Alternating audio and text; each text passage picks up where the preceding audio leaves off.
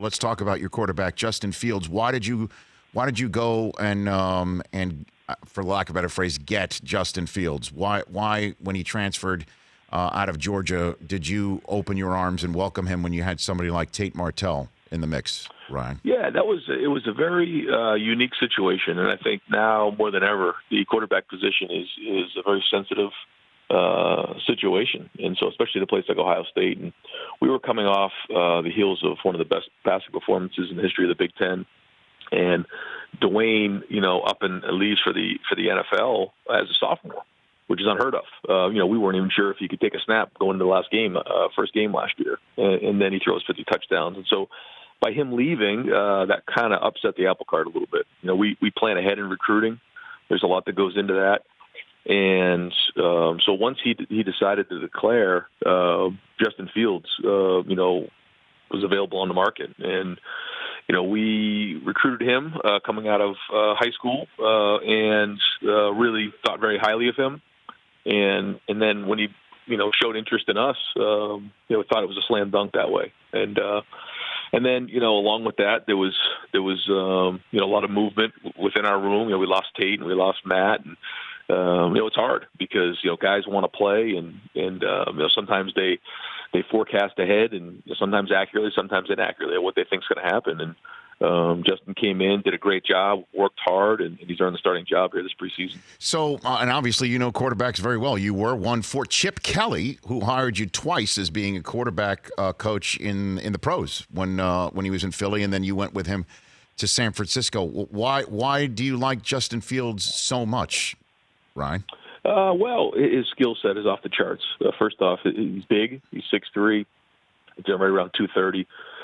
He's got real speed. He's, been clocked under a 4.4. He's got a very strong arm. He's intelligent, good leadership. Now, he hasn't played a lot of football. So, Dwayne had the opportunity to be in the system here, working on his third year last year where Justin just showed up in January. So he doesn't have the benefit of being in the program for a while. So there's going to be mistakes made, but I think his ceiling is very, very high. Did you say you didn't think Dwayne Haskins would be taking a snap before week 1 last year? Did I hear that accurately in my earpiece, Coach? I said we weren't sure if he could take a snap. Was it because of injury or something like that? No, just because he had never done it. Well, I kind of remember one time feeling kind of confident in a game in the Big House where J.T. Barrett got hurt, and I thought, well, here comes this kid, no big deal.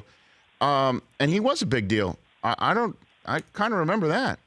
Yeah, no, and he stepped up in a big way, and really, that was one of the big reasons why we gave Dwayne the nudge, or the nod over Joe Burrow, because that spring we had to decide who we thought was going to be the starter in our future, and that was a very hard decision because Joe Burrow is an excellent quarterback, a lot of leadership had been in the program, he had broke his hand that year. And then they competed like crazy during that spring, and we gave Dwayne the slight advantage going into preseason, and then Joe decided to go to LSU, and Dwayne really hadn't done a lot going into that year. I mean, the week before he did that in the Big House, he came out against Illinois in the rain and fumbled on like the second play, returned for a touchdown. And so we just weren't sure.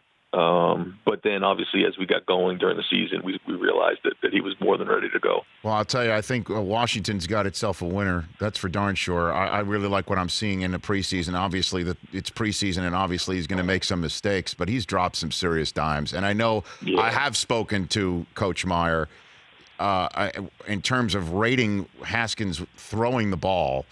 He put him at the very top of anybody he's ever seen.